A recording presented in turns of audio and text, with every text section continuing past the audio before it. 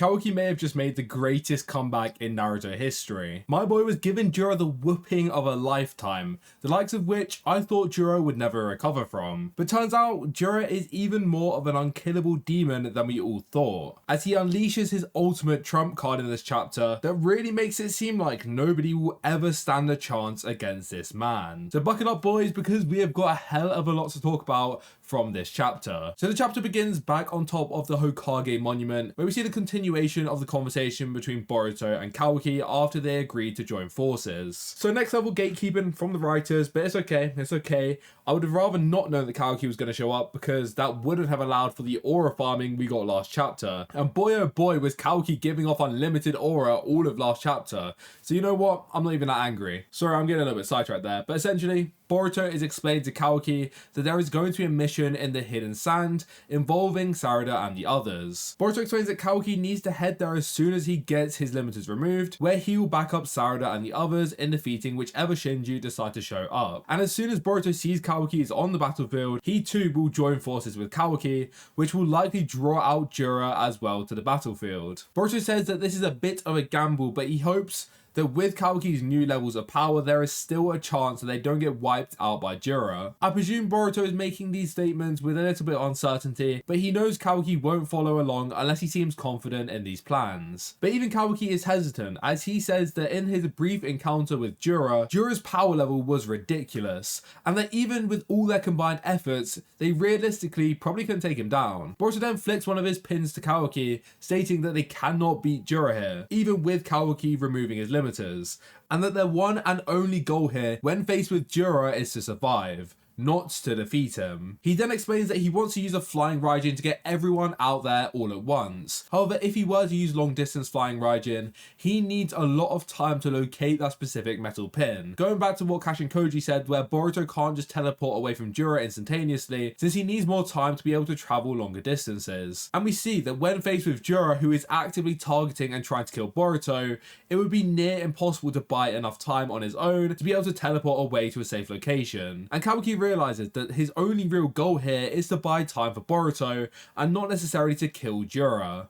But I think this whole situation is just a little bit confusing in of itself, and it could be the fact that I'm reading fan translations, but it seems like Boruto is using this pin to teleport to Kawaki's location to assist him against the Shinju. Or at least that would make sense with Boruto giving Kawaki the pin and telling him to hold on to it. However, at the same time, Boruto said his intention with the pin is to teleport everyone away. So is the pin to get to the battlefield, or is the pin to get everyone to safety? I mean, we will see later in the chapter it was to get everyone to safety, but say Boruto hadn't teleported onto the battlefield prematurely, what was his plan to get to Kawaki, since it was Delta who ended up with the pin? It's just a little bit confusing to me. But we can also see here that Boruto's plan clearly went sideways with how everything went down, as it was originally Kawaki who was supposed to be the first on the battlefield, but with the knowledge that Konohamaru would likely die, since Boruto knew that Kawaki should be on his way, he just took the gamble of trying to survive long enough for Kawaki to show up against Jura, and also at the same time saving Konohamaru, which was insanely risky, and Boruto's lack of care when it comes to these sorts of situations is going to be a theme carried forward later in this chapter. But this is also why Boruto was slightly annoyed with Kawaki's lateness, since by the time Kawaki had shown up, Sarada had literally already won her battle, and Konohamaru had also finished his battle as well, which meant that Boruto was on the brink of death against Jura, since their battle went a lot longer than Boruto had anticipated. But it also goes to show that Kashinkoji's versions of a plan or a variant of how this battle was going to go was with Konohamaru dying. But with Konohamaru dying, you also had Sarada awakening and defeating Ryu, which Kashinkoji obviously saw that if Sarada awakened and Konohamaru died, that would lead towards a brighter future. And unfortunately, you know what that means? Trashimaru stocks are still plummeting into the ground at this point. I low-key thought maybe they'd be on the come up in recent times, but you'll see by the end of this chapter, the disrespect from the writers on Konohamaru is truly unmatched. Honestly, somebody needs to throw Konohamaru some sort of W, because like I said, even later in the chapter, my guy is still being done horrifically. Honestly, it's despicable. But regardless, we then go back to Jura versus Kawaki, as Jura goes straight onto the offensive, launching a Biju bomb towards Kawaki.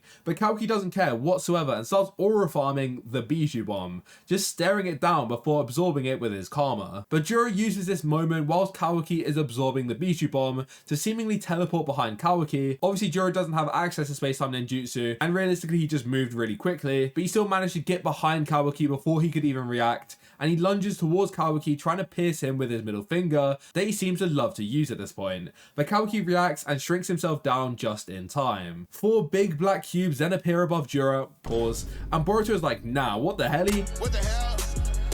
Kawaki's honestly trying to take me down with him, and he realizes that he also has to get out of the way of these cubes before he gets crushed. However, Jura on the other hand stands there relatively unfazed and launches a Biju bomb straight at one of these chakra cubes, which actually, to be fair, destroys it, which is very, very impressive since he really didn't have long to build up this Biju bomb, and this is also the first time that we've seen anybody able to remotely damage any of these cubes. And we've seen people like Baryon Naruto or Boroshiki who have been faced with these same cubes and not done anything to them, but Jura was able to crumble one of them with relative ease. But Kawaki just used this as an opening and creates an enlarged arm with his ninja tech, swiping Jura out the air, launching him into the ground alongside these chakra cubes. Kawaki gives Jura no time to breathe and grabs Jura with his modified hand, and once again he launches Jura into the surrounding pillars. However, Jura is relatively unfazed here and launches straight back at Kawaki with his middle finger ready to pierce Kawaki once again, but Kawaki blocks it with his chakra rod, showing that these rods are actually very, very strong, since in a similar situation Boruto's sword cracked under that same pressure. But on the other hand, Kawaki has a basically infinite amount of these rods at his disposal,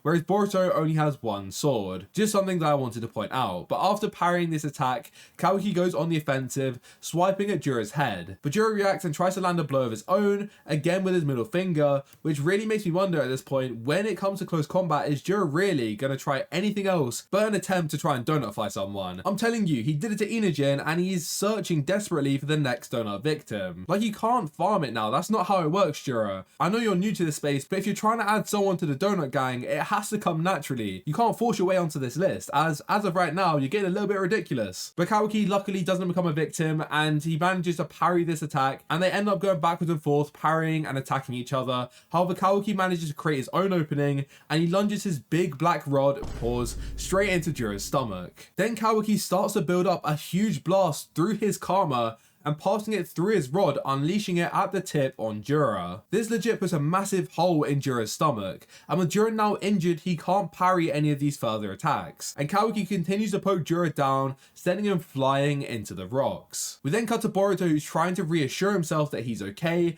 and to calm down, as we see the karma slowly fading off his arm, as he does his signature arm grip to almost stop the karma spreading up his arm. Going back to Kawaki, we see he has now deactivated his karma, which is most likely why we see Boruto's karma also slowly fading away. But Kawaki clearly thinks he's done enough damage to Jura at this point, hence why he's deactivated his karma. And looking at the state he's left Jura in, I don't blame him. Jura is basically missing a part of every single limb, and Kawaki just slowly walks him down in a very reminiscent moment, similar to what he did to Code back in part 1, as even Jura is getting a little bit geeked over the aura getting closer and closer to him, as we all know that when Kawaki has a lot of power, he's just a top tier aura farmer. We then see that Sumire and Amado were watching this battle unfold through Kawaki's eyes, which shows that it turns out Sumire was always aware that Amado had this capability, which I had originally assumed that she wasn't aware of, but it shows how much Amado actually trusts Sumire, as I'm sure Amado wouldn't want Kawaki finding out that he can see what Kawaki sees through his eyes. However, this does show how anxious Amado is after immediately removing his limiters,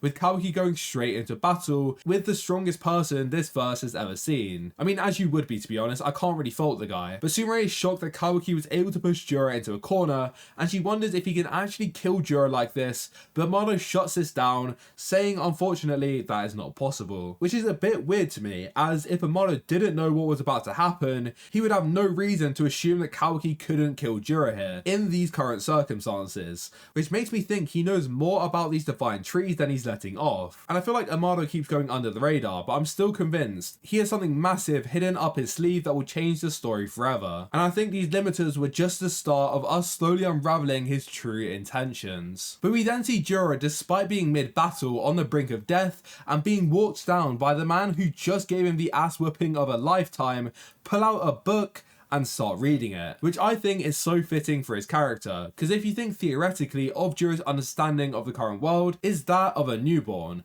a fast learning one no doubt, but still lacks a lot of understanding that most people around him would have, which means to Jura there theoretically wouldn't be any issue with him doing this mid-battle. He doesn't understand how these battles generically work, he just does as he pleases or whatever makes sense for him in that moment, not what he is supposed to be doing or what others around him do. This is also shown, for example, when he walks into Konoha without hesitation, assuming they won't attack him, without being aware of how the people of Konoha view him. Regardless, Jura goes on to say that Kawaki's combat ability is leagues beyond what he previously was capable of, and he doesn't understand how he was able to grow so tremendously in such a short space of time. He then realizes that this isn't the first time he has seen such growth, and Himawari was also able to suddenly awaken before his eyes, showing levels of strength like a completely different person. He then starts to draw the dots together, saying that it was Inujin's sacrifice which triggered the awakening, and the same goes for Sarada, who suddenly awakened and was able to effortlessly take down one of his shinju. Sumire, still watching the situation unfold, is shocked that Sarada was able to do this, showing that Sarada, despite her being upset with her, is still constantly on Sumire's mind, as her even reacting to this information shows that Sumire is still thinking about her, which I feel like means that Sumire perhaps was a little bit guilty about how she reacted towards Sarada, and I'm sure these two will have a conversation after this arc, with Sarada reaching a new resolve amidst this battle which we have seen, and I'm sure Sumire will want to apologise with how she burst out and dealt with the whole situation. So yeah, after this arc, I think there's going to be a conversation between these two where they both express how they truly feel and the new resolve that they have both reached. And also, there may be a chance that after this arc, Sarada may confess her true feelings about Boruto to Sumire. I mean, I'm just saying, that seems like the most likely conclusion that you could draw here. But regardless, Jura goes on to say that these are all almost unnatural events or extraordinary, something he cannot explain through normal means. And he realizes that there is a common theme amongst all of these situations, saying that as of right now, the thing he is most curious about, or the topic he is researching the most thoroughly, is love. A unique uncertainty every single human possesses. He says that undeniably it can be a fatal flaw in humans, but regardless, it's the same fatal flaw that allows unparalleled evolution and growth inside of an individual. And he drops his infamous line, Kawaki, what do you think about love? Like, come on, is Jura gonna end up the bloody love doctor by the end of this series? I know he's just driven by curiosity and he just wants to figure out what love is all about, but find a new question, brother. I'm sick of you asking every single person you encounter the same bloody question. And I feel like Kawaki feels the same way, as he wastes absolutely no time not even acknowledging Jura's question, as he raises his arm to Jura's head level and builds up a huge karma blast, launching it straight at Jura at point blank range, calling him an obnoxious pest. Extremely reminiscent of what he did to Code. But deja vu strikes Kawaki, as what should have been a surefire point blank kill turns out to be nullified instantaneously, as roots of the Ten Tails rise from the ground, surrounding Jura, plunging into the holes that Kawaki had created, and restoring Jura to his complete original form, without as much as a scratch left on Jura's body, as the daunting realization comes across Kawaki that Jura truly cannot be defeated, and Jura just sits on his new throne of thorns, looking down at Kawaki as if he were talking to some insignificant ant. But obviously, before we continue with the chapter, we have to talk about the fact that Jura has quite literally just hit the chug jug and is now full health with full shields, and also the fact that he can basically do this at any point on the planet. And to understand this, we need to go back to Matsuri's explanation of her sensory abilities when she was talking to Konohamaru, where she stated that them Shinju were connected to the roots beneath the surface that were consistently sown throughout the entire planet. Matsuri used these roots as almost a sensory ability, as these roots contained information which Matsuri could connect with and get that information for herself, allowing her to locate certain individuals. And that's all well and good, but Matsuri's dead now, so that ability has probably gone along with her, as she seemed to be the only Shinju besides maybe Jura who is capable of using that ability. However, with that said, Matsuri and even Hidari were shown to be able to control the roots of the divine tree in the Shinju realm, but none of them showed the ability to use the roots surrounding them in the normal world to be able to heal themselves. Instead, they seemed to only be able to control control the ones in the Shinju realm like I just said. But Jura on the other hand can clearly manipulate any root on the planet at his own will, which means that not only does he have the same sensory ability as Matsuri, meaning he can likely sense and locate anyone with chakra in an area by communicating with these roots, but he can also use these same roots that are laid throughout the entire planet to heal himself at any given moment. So essentially he can permanently heal himself back to his original form at any point on the planet, which also means that no matter what damage you do to this guy, unless you kill him in one blow, all your efforts will be fruitless. Now it is unclear whether this ability goes on cooldown or whether it's taxing on Jura's chakra reserves, but in all honesty it probably has no cooldown or any effect on his chakra, which just is absolutely busted and makes Jura truly seem indestructible. But the reason I don't think there'll be a cooldown or any major drawback is because we have to consider the fact that both Kawaki and Boruto, the main protagonist, and the people most likely going to take down Jura, both have an attack in their arsenal capable of one-shotting Jura. Obviously we have Boruto's Izahiko, with literally infinite destructive capabilities, and with what we saw Kawaki being able to do to Jura in his current state, he can likely stall for long enough where Boruto can build up a huge version of Izahiko, maybe even with his karma activated at this point, to land a devastating enough blow on Jura, to the point where Jura isn't even conscious enough to heal. But also I don't think Boruto will one-tap Jura before he undergoes his awakening, that at this point seems to be a canon event. Since Kashin Koji is so adamant on Boruto being important in the future, even Boruto himself believes this, as he reiterates to many people that as of right now, they cannot defeat Jura, which obviously implies that later they should be able to do so, provided Boruto undergoes that same awakening that I just mentioned. And my mind obviously jumps to the jougan, as I'm sure it does most of you, and perhaps it's the jougan that would allow Boruto to use his karma again,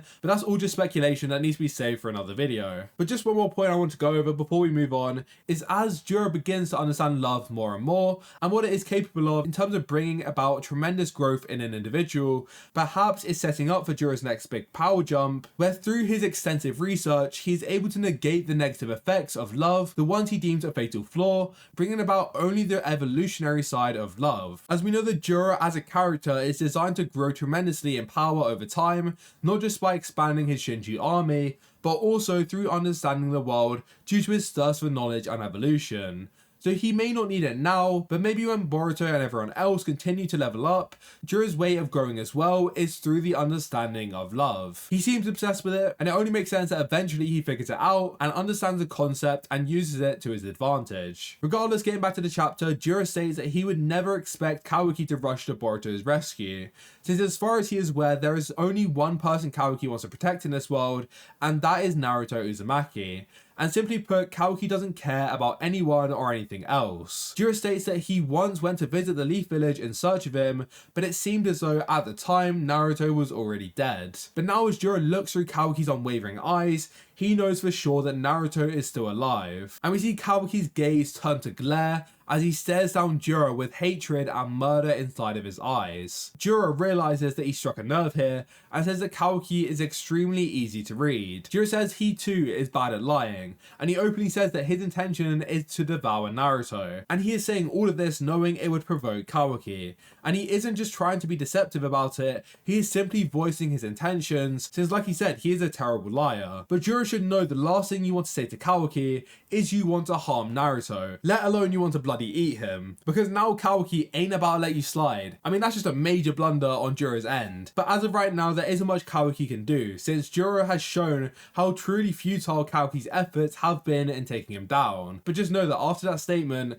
Kawaki's grudge towards Jura has only been amplified even more. Jura goes on to say that Naruto also seemed to be connected with all the other tailed beasts, which he believes has love at its core as well, which to me doesn't make complete sense, and I don't know why Jura thinks this, and maybe it will make a little bit more sense with the official translations, but honestly this just reminded me that I had never actually thought about the true reason as to why Jura wanted to specifically target Naruto, or even Himawari for that matter. I mean, Himawari made a little bit more sense since the Nine Tails was kind of connected to Naruto and Himawari had that inside of her, but despite this we are aware that at his core he is the Ten Tails, unlike the other Shinju who have an actual person as their host. When you think about it, the tailed beasts that reside inside of Naruto are literally a split up version of the Ten Tails, which means that they are inadvertently connected to the Ten Tails, and since Jura's host is the Ten Tails, it makes sense as to why Jura would want to devour something which is so close to him. And Naruto is obviously the person who is the most closely connected to the Ten Tails through those other tailed beasts. And I'm sure many of you had already realized this, but it's the first time for me that I had this realization actually hit me. But Jura wonders that maybe if he were to devour Naruto, will he gain a better understanding of love? Obviously provoking Kawaki, as Kawaki gets ready to lay down another whooping towards Jura. But Boruto appears before him saying that he's located the symbol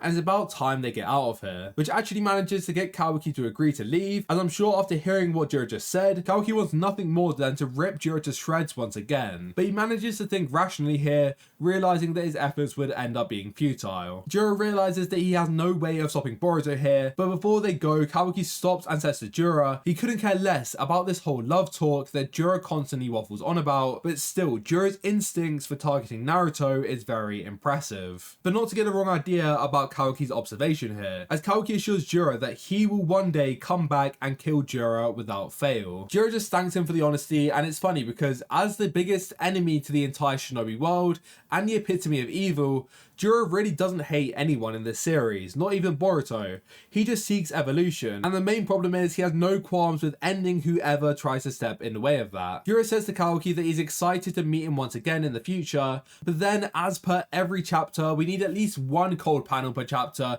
to keep us going into the next month, and Ikemoto did not disappoint this month, as Kawaki turns back, aside his brother, and stares down Jura, giving him the middle finger. Which is not only badass, but kinda ironic, given Jura is so heavy on the idea of fighting with his middle fingers, but all he sees before his main two targets escape is a middle finger. Just a funny touch. And as we will see in a second, this chapter is definitely leaning heavier than all of the previous chapters on the humorous side of the series.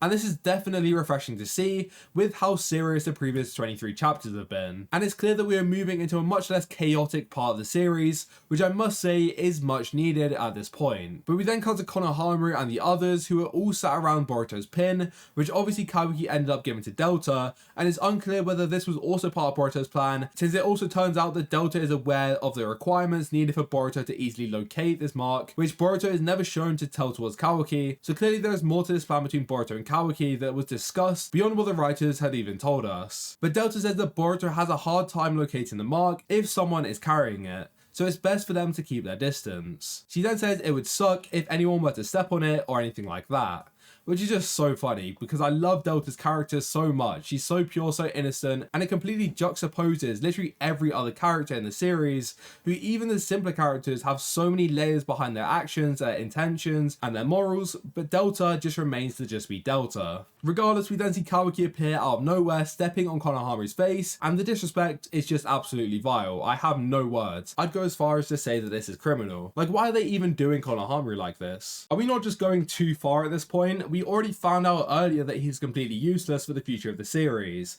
So at that point, just let him rest in his uselessness. There's no need to keep doing him dirty like this. Kawaki then says to Konohamaru, "What the hell are you doing, bastard?"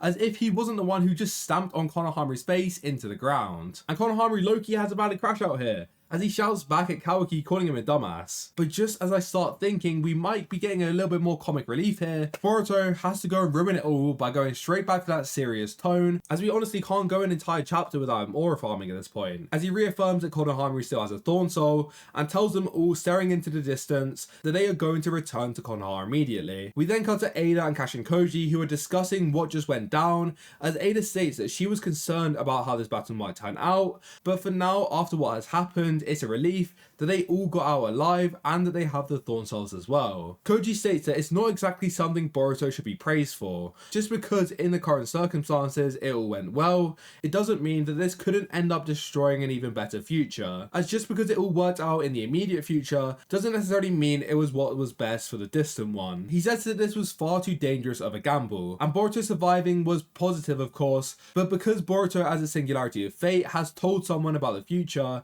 it's drastically changed the future once again, something which Kashi and Koji stated couldn't happen, as they would eventually make 10 directions as an ability completely obsolete, which shows that Boruto at the bare minimum is going to be heavily lectured on the recklessness of his actions. But to a slightly larger degree, it could be the start of the unraveling of this relationship between Koji and Boruto, as their ideals clearly showing to clash more and more as the series continues, which means Boruto could lose his ally and no longer be trusted as a singularity of fate by Koji. And I think either straight up Koji refuses to tell anything else to Boruto, or that this was Boruto's last chance. But either way, I don't see Koji's and Boruto's relationship continuing to remain the way that it used to be after seeing Boruto's actions here. Ada then says to Koji that what he's just said shouldn't really be a problem, and the future being uncertain is just how life is supposed to be. But Koji says that this isn't just someone else's problem, and that this decision of Boruto's is going to directly affect her, as Mamushi has now begun to make his move, and with her being his target, she should definitely be worried. Ada says, "You've got to be kidding me," and this seriously sucks for her. But I think this just gives us a bit of an insight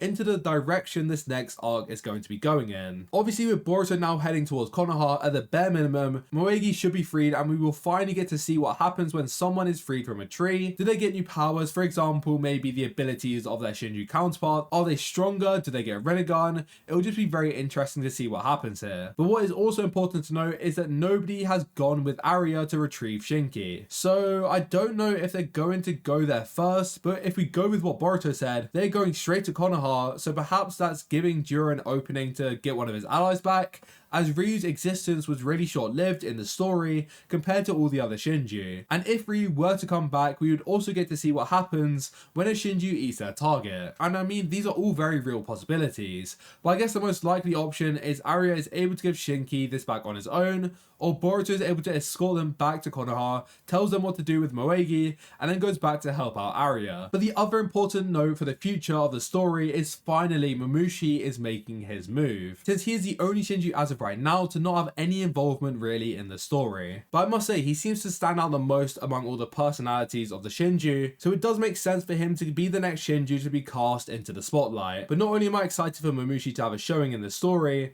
this also inadvertently means that Damon will finally get to showcase his growth he most likely underwent during the time skip, and we will get to see how strong Damon is in comparison to one of the Shinjus, as the next arc has all but confirmed for us to see Damon versus Mamushi, which I must say, Damon realistically shouldn't even struggle remotely, but it will definitely be interesting to see if Mamushi is able to maybe cause a few problems through some niche power that could nullify Damon's reflection, and I'm sure the writers won't just make it another landslide victory in Damon's favour. But the chapter then ends back in the Shinju realm, where Jura is just sat there smiling to himself, and Hidari notices this and says, "What's going on with your face, Jura? Are you sick or something?" But Jura says it's the opposite, and he's just happy that Kawaki actually praised him, which is a bit weird, since I don't know whether it's the fact that Jura has been praised that's made him so happy, or whether it's the fact that it was Kawaki who said this. But regardless, Hidari just says straight up to him, "I've just learned a new word to describe you right now." And Jura's obviously keen to find out what his disciple has learned and asks him what is the word that he could use to describe him. To which Hidari says,